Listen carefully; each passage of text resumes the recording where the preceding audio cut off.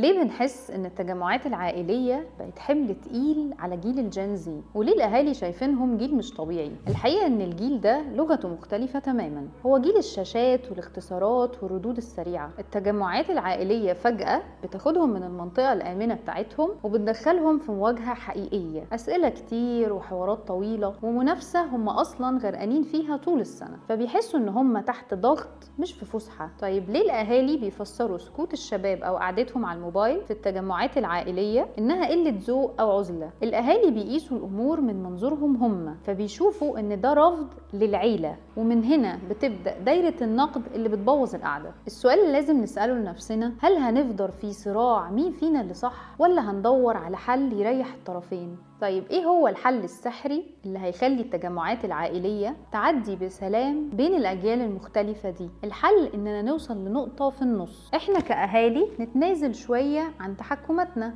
ونظرتنا الدائمة ليهم إن هم مش طبيعيين، وهم كشباب يتنازلوا شوية عن عزلتهم ويشاركونا وقت محدد في التجمع العائلي، مع وعد مننا ليهم إنهم يرجعوا لنمط حياتهم اللي بيحبوه بعد الوقت ده. بس هل الاختلاف في التفكير ده معناه إن في طرف فينا غلط؟ خالص، الاختلاف مش هو المشكلة، المشكلة هي رفض الاختلاف. لو تقبلنا اننا مختلفين وده امر واقع ومسلم بيه، الحياة هتكون اهدى بكتير. لازم نستوعب ان كل جيل ليه ادواته وطريقته في التعبير عن نفسه. انا كوتش اميرة حسين، لايف كوتش واستشاري اسري وتربوي، ودي خلاصة الجلسات. الاسئلة اللي بتجيلي في الرسائل وبنناقشها في الجلسات دايما بتكشف لي اننا بنمر بنفس التحديات بس باشكال مختلفة. علشان كده قررت اعمل لكم فيديو كل يوم سبت نرد فيه على خلاصة الأسئلة اللي بتجيلي في الجلسات. هنمشي مع بعض رحلة استكشافية، نحط ايدينا على جذر المشكلة ونوصل للحل اللي يريح قلوبكم وبيوتكم. اكتبولي في التعليقات اكتر سؤال شاغل بالكم وعايزيني اجاوب عليه، وما تنسوش تشتركوا في القناة، وهستناكوا كل سبت